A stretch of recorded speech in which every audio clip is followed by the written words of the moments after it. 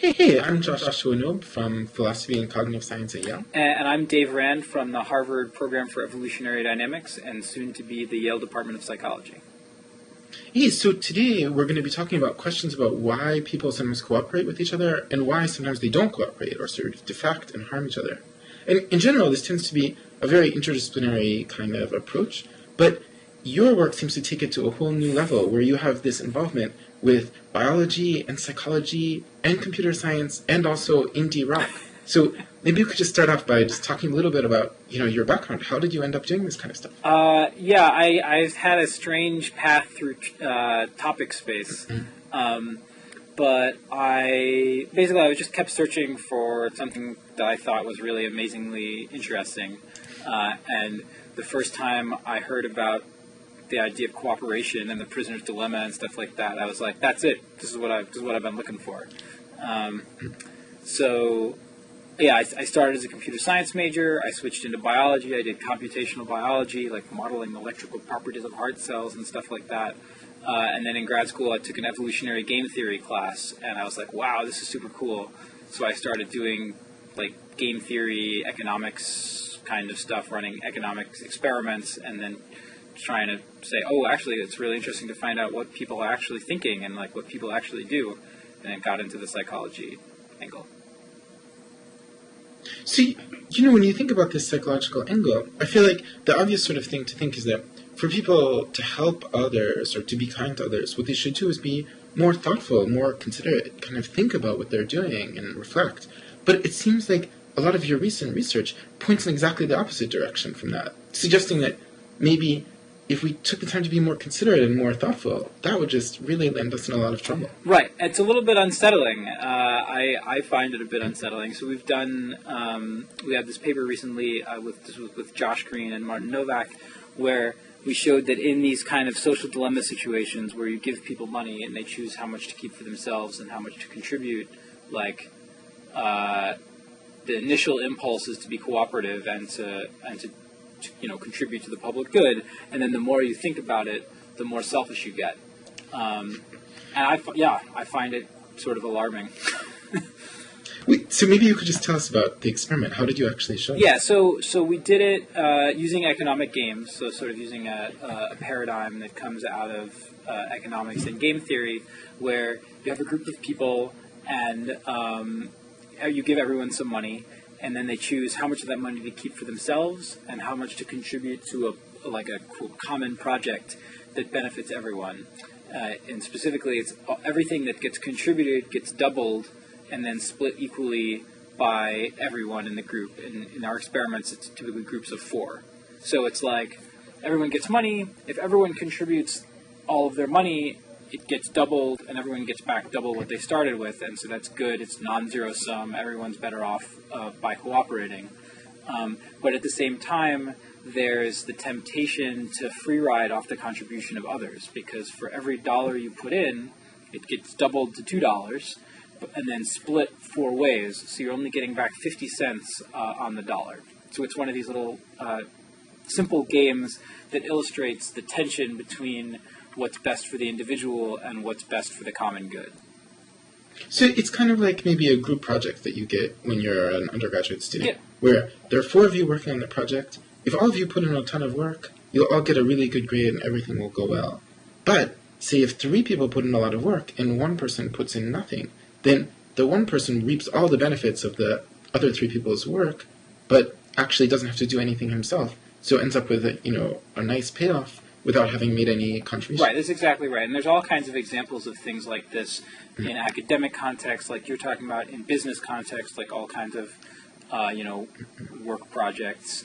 At the global level, things like environmental conservation are an example of this, where, if everyone sort of reduces their consumption, everyone will be better off. But, that's sort of individually costly for you. Right, so you have this basic idea that people are in this public goods game, and then how do you discover what the impact is of reflecting or thinking about your actions? So in this paper, we sort of took this canonical setup of the public goods game from economics and combined it with some sort of like canonical methodologies from social and cognitive psychology. So we sort of look at it from a dual process perspective, this decision-making being the result of tension between intuitive, automatic, maybe emotional responses on the one hand, and then like slow, controlled, deliberative, reflective processes on the other hand. And so, to ask, basically the question is, are we selfish animals when the only way we get ourselves to do the right thing is through rational self-control of our greedy impulses, or are we predisposed towards cooperation and doing the right thing, but then when we stop and think about it, like rationalization and the calculus of self-interest undermines that and makes us selfish. So that's the sort of framework, and then to actually get at it, we did a bunch of different experiments. Like the paper in total had 10 experiments in it or something like that. But so the first thing is you can just look at correlations with decision time. So we record how long it takes people to make their decisions, and we assume that decisions that happen faster are more automatic, and decisions that happen slower were indicative of having more reflection and deliberation there. And we see this very clear trend where people that respond quickly contribute a lot, and then the longer they think about it, the more selfish they get. And we showed that that's true in the lab with undergrads, also online using Mechanical Turk to recruit people from all around the world. And also it's true in one-shot games and repeated games and games with punishment and games with reward and so on and so forth. So that's cool, but that's just a correlation. So then we also do some actual experiments to show that there's really a causal relationship. In one set of experiments, we use time pressure, so we force some of the people to answer quickly, we force other ones to stop and think, and it does what you expect. So forcing people to respond quickly makes them contribute more, forcing them to stop and think makes them contribute less. And then finally we did a manipulation experiment that specifically invoked intuition and reflection instead of using speed as a proxy, where we did an induction. So before the experiment started, people wrote a paragraph about 4 different conditions. So either a time that they followed their intuition and it worked out well, or a time that they carefully reasoned through something and it worked out poorly. And so both of those inductions should make people more intuitive. Or they were asked to write about a time that they followed their intuition and it worked out poorly, or that they carefully reasoned through something and it worked out well. Both of those should make people relatively more reflective. And you see the same thing, where people that were primed to be intuitive contributed more than people that were primed to be reflective. So if I really want someone to be kind to me, I should come to them when they're in the middle of 12 other things and have no ability to really think about it. Right. Yeah, exactly. But the puzzling thing about your results is that if I just think about my own life and the various people I know, I feel like there are these people I know who really are kind to others and are really seen as these kind of moral paragons. Everyone looks up to them. But those always seem to be these really thoughtful people who are constantly thinking a lot about things. Then when I think about actions that people take that are really harmful to others and really do a lot to make others' lives worse, when I think about the actual ones that I've observed in my own life, it hardly ever seems that it's these people who really think deeply about the question and decide, eventually, whatever, I'm just going to do this. It's just, rather, it seems to be always these kind of thoughtless people who are doing things like that. People who didn't even know what it was that they were doing, didn't really think about it properly. Right. So, there's a bunch of different things there. I say, one thing is that, so our paper focused on within individual differences rather than across individual differences. So, you have people who in general are thoughtful and people who in general are reflective, are sort of act automatically and don't reflect. But within any individual person, we vary a ton across our decisions. Like sometimes we, really stop and think about things. Sometimes we just kind of act automatically. And by doing these manipulation experiments, we're kind of looking at that latter case where we're making people be more or less intuitive. And we actually have some experiments in the supplement where we look at individual difference measures of sort of preference for intuitive versus rational thinking. So things like the need for cognition scale, the faith and intuition scale, and the cognitive reflection test. And we actually don't find that any of those things predict cooperation. So it might be in general what what I really need are the thoughtful people in their most thoughtless moments. I mean, the people who've developed these habits of thinking in general, but at this moment are not thinking about it at all. Yeah, that's interesting. Maybe they're the ones who'll be most kind. Well, actually, so we did check for that, in that we asked whether there was an interaction. So that would sort of be a prediction of an interaction between individual differences in cognitive style and situational cognitive style, right? Right, and you're not getting that yeah, interaction. So we looked and we didn't, at least for those three measures of cognitive style, we didn't find any interaction like that. But I guess there are two different ways of explaining what's going on here. One is that it could just be that this intuitive picture I'm getting just coming out anecdotally out of my life is mistaken, and that people who are more thoughtful people aren't actually more kind than thoughtless people. But another possible thought is that thoughtful people are more kind, but there's something different about the kind of situations we face in our lives than the kind of situation you're creating, say, in the lab or in these amateur experiments. Right, yeah, that's definitely true. And so I think what we particularly are interested in is these like anonymous one-shot kind of situations where and we're interested in that in particular because cooperation is particularly like puzzling in those settings. And so actually the mechanism that we propose in the paper for why cooperation is intuitive is that in most of the situations in our life, it actually makes a lot of sense to be cooperative, and it's in your like self-interest to be a nice guy because there are future consequences. So like if you're a jerk, people will be a jerk back to you, you'll get a bad reputation, people won't want to interact with you, you'll cause your organization to potentially fail in competition with other organizations, all of these different kinds of mechanisms. So in general, it's actually, I think, advantageous for people to be cooperative, and I would imagine that in those kind of sort of real-world situations, deliberation wouldn't lead you to be selfish, because if you'd stop and think about it long enough, you'd realize, oh, I better be nice to Josh, otherwise I'm going to get in trouble. So what you're saying is there is going to be this complicated interaction between how reflective a person is and which kind of situation they're in. That's my guess. So the kind of people that I see here in town all the time, if they really thought about how they should treat me, they'd realize that it would be a good strategy to be a decent human being.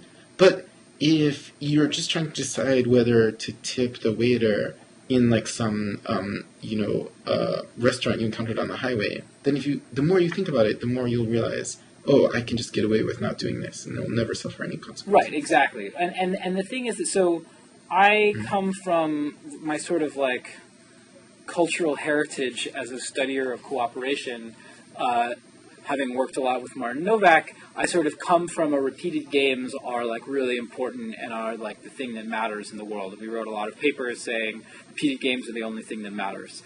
And I think that that's a bit of an overstatement. So like my current thinking about this is that the things that really matter for your life success are typically repeated games. So they're your relationships with your coworkers, with your family, with your friends.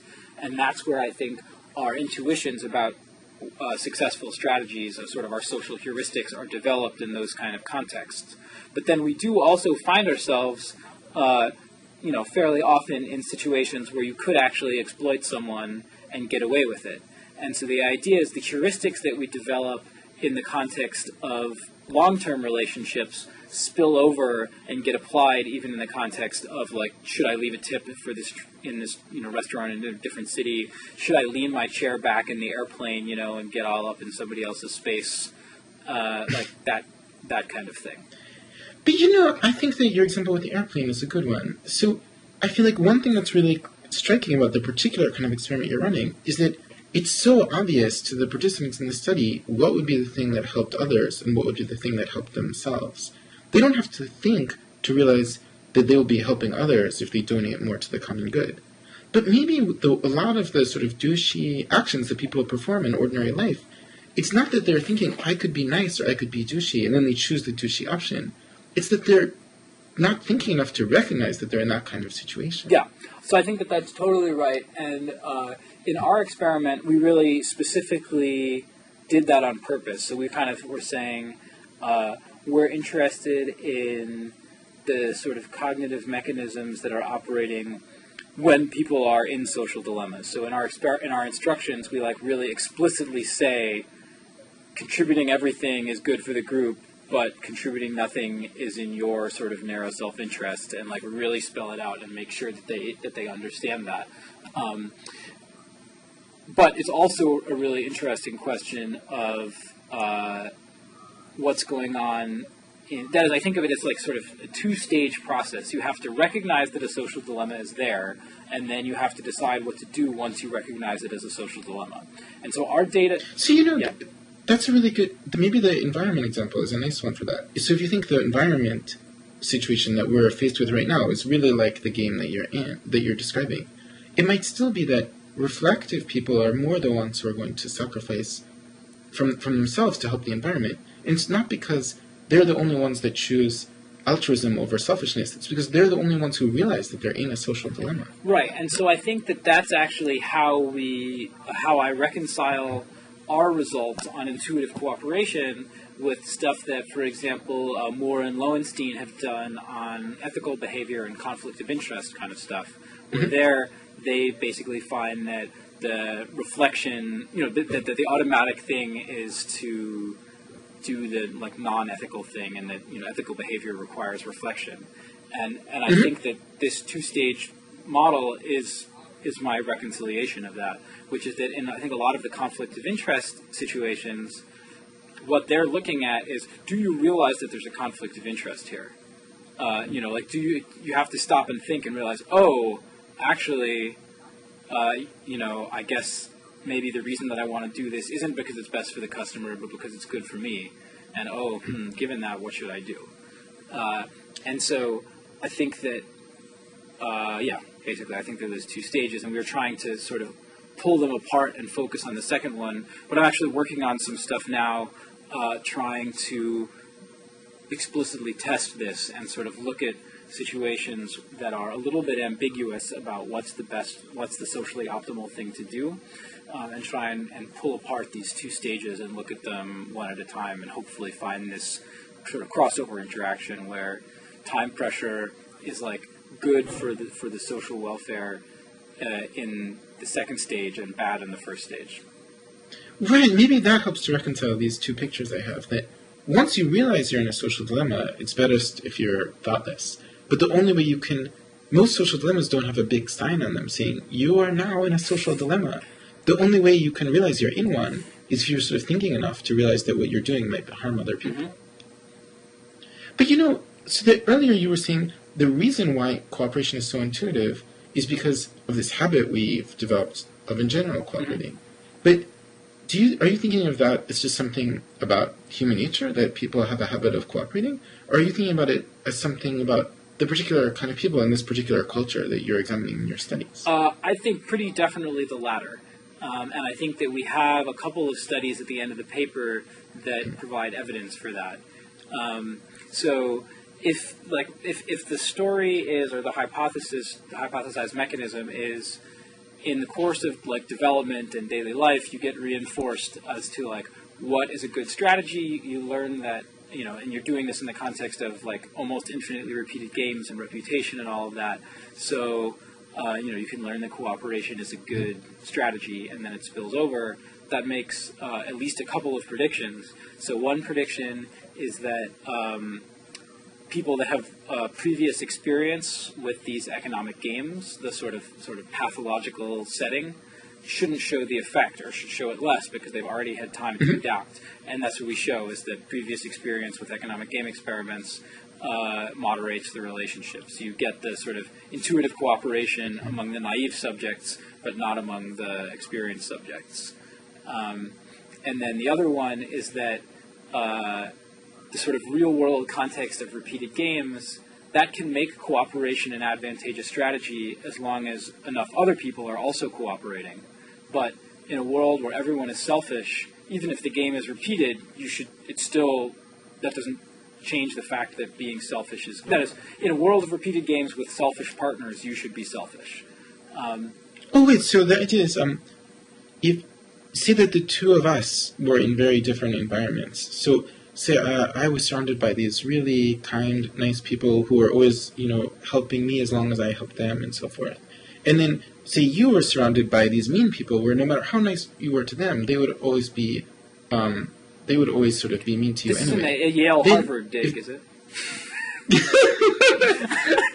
I wasn't the one who said that.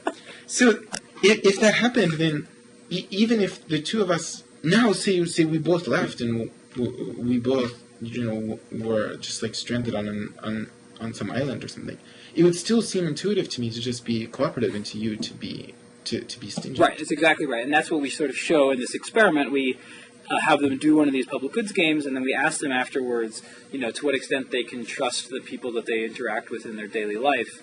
And again, that individual difference moderates the effect where people that experience the world as trusting, their first response is to be cooperative, and then the longer they think about it, the more selfish they get. Whereas people that experience the world as an untrustworthy place, their automatic response is to be selfish, and then they stay selfish when they stop and think about it. Oh, so if we would just act in a trustworthy way, then we would actually be helping not just the people that we're acting toward, but the people that they are acting toward in this kind of web that moves out. Yeah, I think that's exactly right. So there's a bunch of or a few experiments on pay it forward kind of thing, where it's like, someone gives money to me, and then I can give money to someone else, and you see that there are these pay it forward effects. And I think that a big part of how that's working is in exactly this kind of way, and that it's sort of habituating people to the norm of like what is the appropriate behavior and what can you expect other people to do and what is expected of you. Wait, so do you think they actually have to do anything nice? What if I don't do anything at all? I'm just sitting and watching people around me, and people are just being really kind to each other and really cooperative with each other.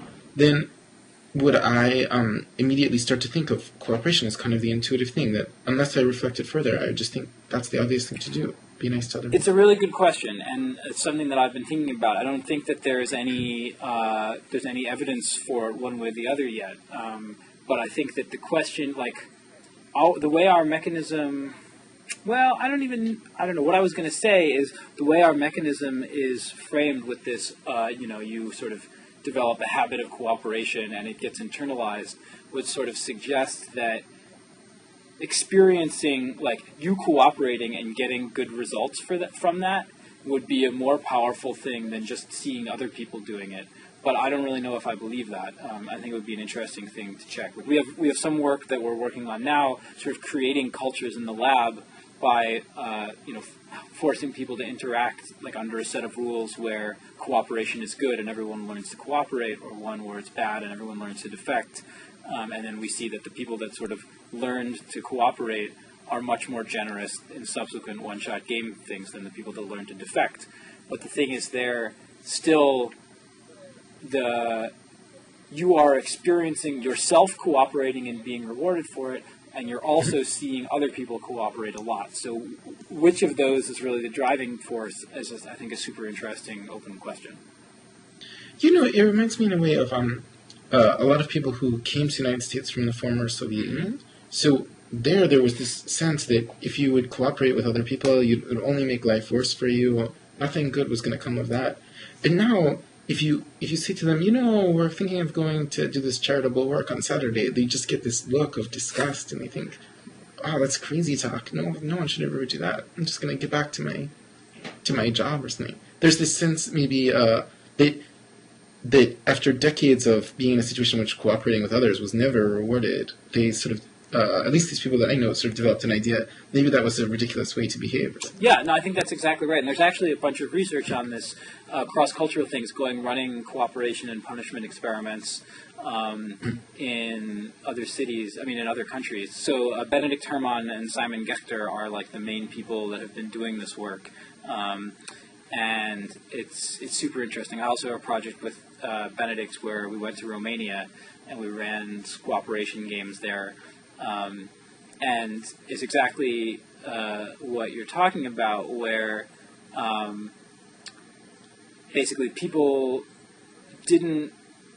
so if you just have them do individual pairwise cooperation games, like Repeated Prisoner's Dilemma kind of thing, both the U.S. Students and the Romanian students were really good. They all successfully learned to cooperate. And when you have them do sort of group cooperation things where they're playing a group public goods game, and then they're also having these sort of pairwise relationships on the side, which I think is like a model of real life, where we have group level interactions, and then we also have our personal relationships. What you see is that the Americans are willing to sort of risk their personal relationships in order to incentivize group cooperation. So basically, if you are not contributing to the group, then I won't cooperate with you in our pairwise relationship. Mm-hmm. Whereas the Romanians just basically completely ignored what was going on in the group and was if you help me, I'll help you, and the group can go to hell. And we asked Romanians, the professors and stuff there while we were there running about it, and they were like, oh yeah, totally, that's how everything works. Basically, post-communism, no one has any faith in any public endeavors or any sort of group endeavors, and the only way you get by is by relying on your sort of personal relationships. So, but I was wondering, do you think, so one thing you could imagine is that after decades of living in Romania, you've just developed this certain kind of mentality, and that's the way things are. But at least you could imagine that there's something much more mutable, that you could just take those very people and say, okay, now we're going to create this certain organization. I don't know, it's we're going to introduce you to the world of rock and roll. And then what happens here is that different bands all help each other, and they all try to cooperate and make Romanian rock scene the best that it can possibly be. And that just in that one sphere of life, they could then start behaving that way, even if in the whole rest of life they wouldn't. So do you think it's the kind of thing that can be sort of almost instantly erased if you created a new culture? Or do you think it's something that you sort of acquire maybe when you're younger, and then it's sort of built into you by the time that you've become an adult? I think that's a great question. And my hope is that is the kind of thing that can be remodeled in exactly the way that you're talking about. I think the extent to which that's possible is going to depend on the context. We have these experiments that I was talking about before that we're working on where you sort of can get people used to cooperating or get them used to defecting and change their behavior a lot. And I think that that's probably because people don't have a lot of previous experience with these economic games, so they don't have a very clear sense of how they should or shouldn't behave. And so I would imagine that in real-world settings where people have a lifetime of experience, it's going to be harder to push around their behavior. But I would hope that it's not impossible, and so I really want to try and do some field experiments along the lines of what you're talking about.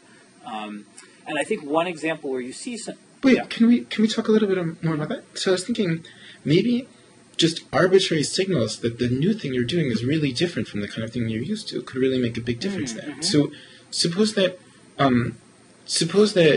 we wanted people in a certain nation to start being more cooperative, say in their monetary interactions. What if we just change the color of the money itself, or change the names of the kind of bargains that people were involved in making, or just in certain ways just try to create these signals that didn't actually in themselves make people more cooperative, but just made things seem really distinct from whatever had happened before. Do you think that would make people more able to think of this as some radically new thing that they shouldn't be applying their sort of traditional cultural norms to? That's a super interesting idea. I bet that it would help. I mean, the issue is, will people sort of see through it, But I do really bet that would be helpful. That would make it sort of easier. It would make people's norms more fluid.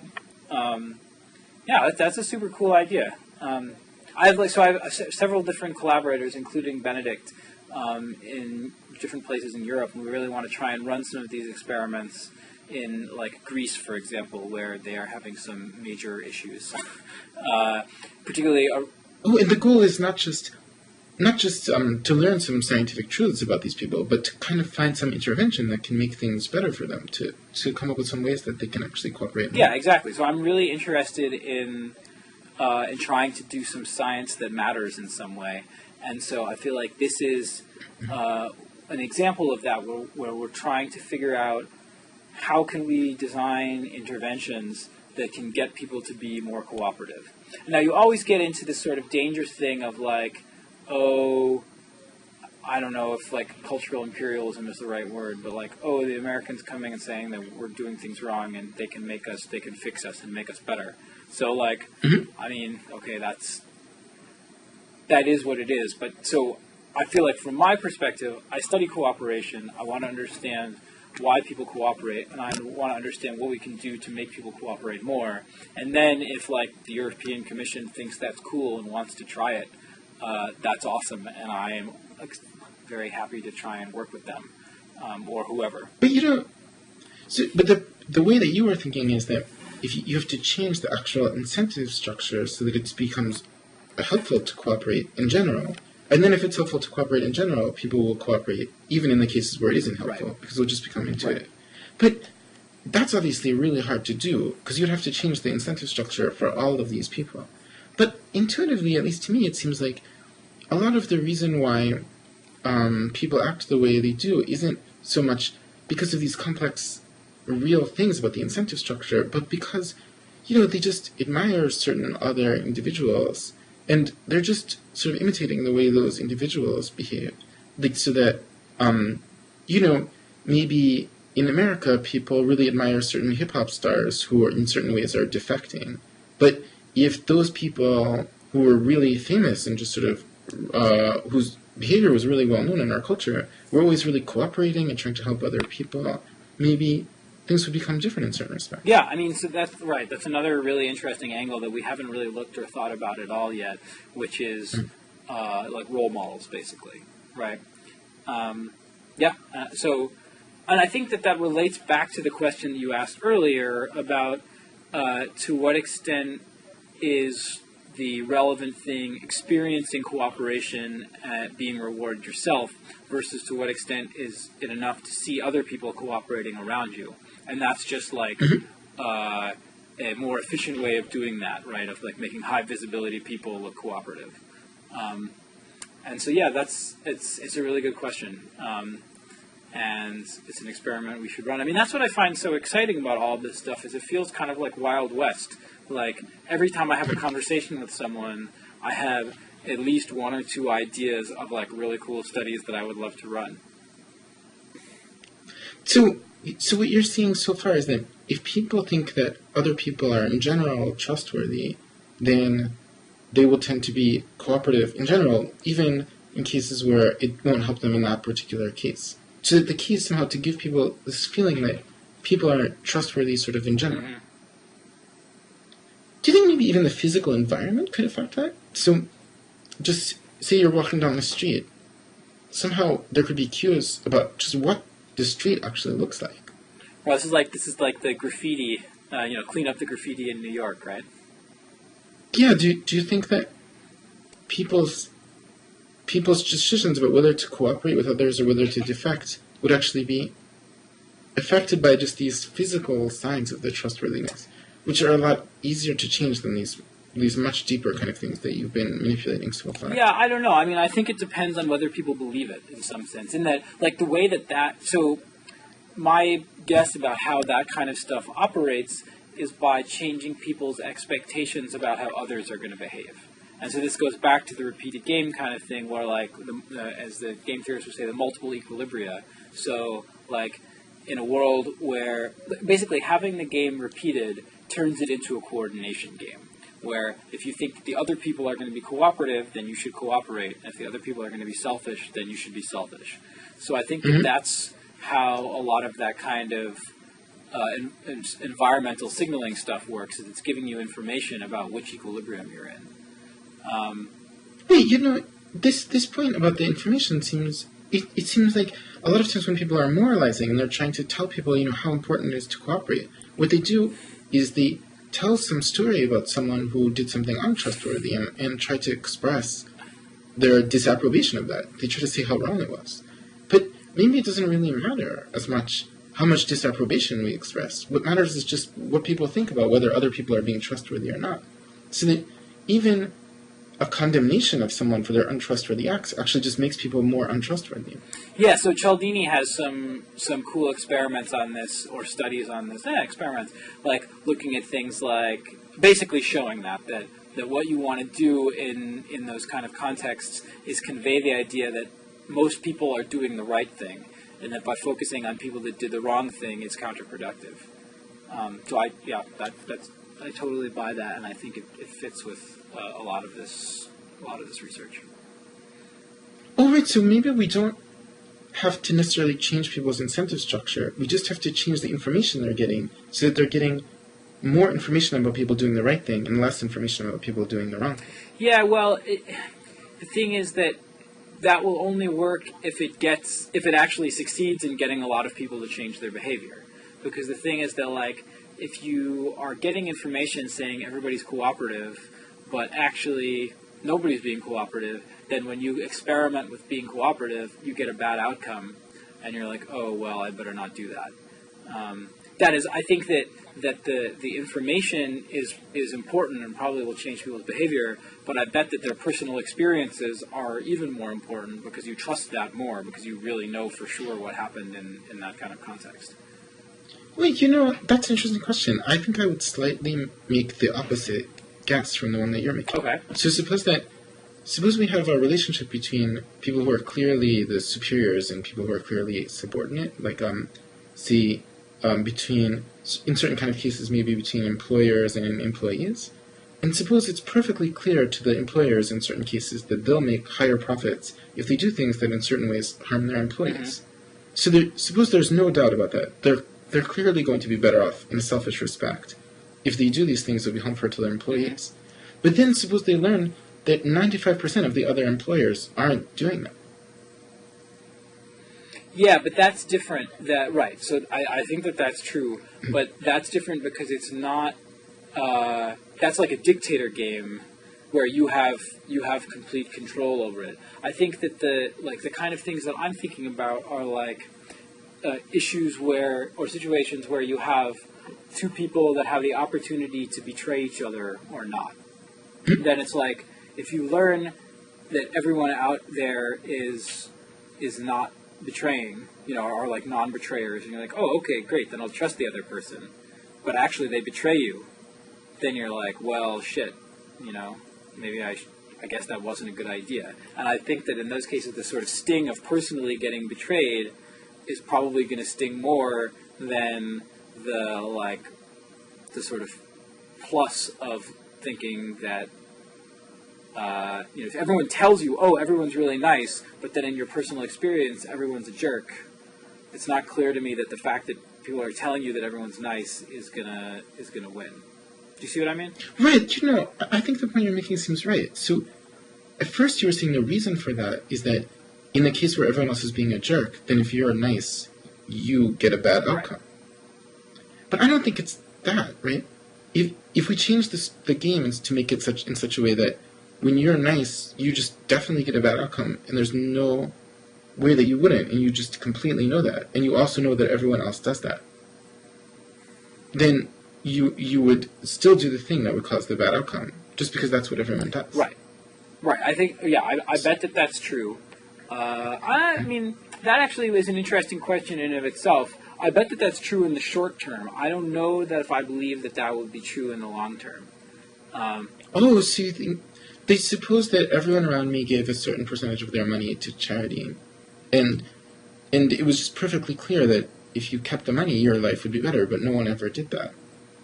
Do you think that over time, in the long term, I would gradually start moving more and more toward just keeping the money for myself? I don't know. So this would be like, I think that this in some sense gets to a really fundamental question that I'm interested in, which is, where do values come from, or as economist language, where do preferences come from, and and how do preferences change? Because I don't think that preferences are fixed, I guess it seems like there's a couple of different possible things that are interrelated in what you're asking about. So one of them is to what extent are people just straight up norm abiding? So even if there's no enforcement, even if it's like nobody else is going to know what you're going to do, you just get some pleasure in econ language. You get some utility from following the norm. And so if you give people information about what the norm, where here by the norm, I mean, so this is another problem with talking about norms, is different people mean different things by the word norms.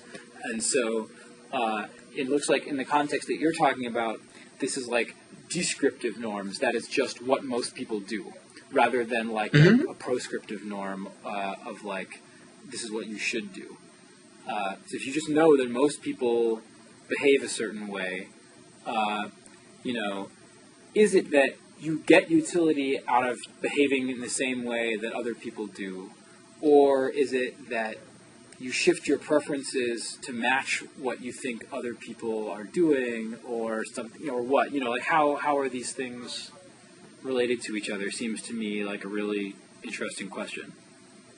Right. Well, continuing with the idea that you originally had, it seemed like you were thinking, if other people are going to betray you, then cooperating with them is something that will end up making you start to lose money. It's going to be a bad outcome. And for not you. just lose money, but make you pissed off and make you like psychologically unhappy. But I think exactly the same thing would happen if we changed the game so that the people who are being helped or hurt weren't players in the game. So suppose that you and I started out with a certain amount of money, and then we could each use it to help people in the developing world.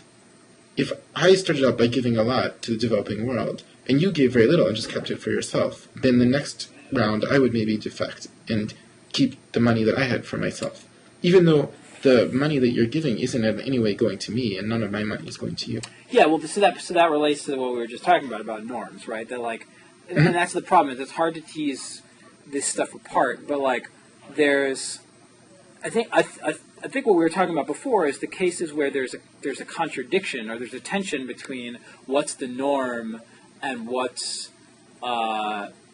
individually optimal in some sense. And I guess it seems to me that that tension is going to be more problematic. That is, like, in the context of giving to charity, if you know everyone around you gives to charity, and obviously it's not in your self-interest to give to charity, I bet you say, well, okay, maybe I should give to charity.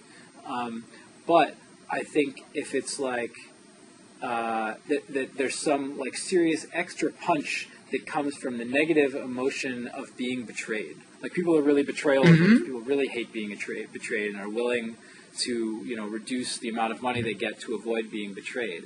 And so I think that's the kind of thing that if there's a conflict between the sort of information about what's the normative behavior and your personal experience of whether other people betray you or not, that I think that they're experiencing people betraying you, even if you think most people don't do that, what makes you say, well, forget it, I'm not going to put myself out there. So to wrap our whole discussion into a big conclusion, it seems like if we want to create a culture in which people are going to kind of intuitively cooperate, what we need to do is create institutions that make it difficult for people to betray each other. Yeah, I think that's exactly right. Okay, on that optimistic note, thank you so much. All right, thanks. That was super fun. Okay, bye-bye.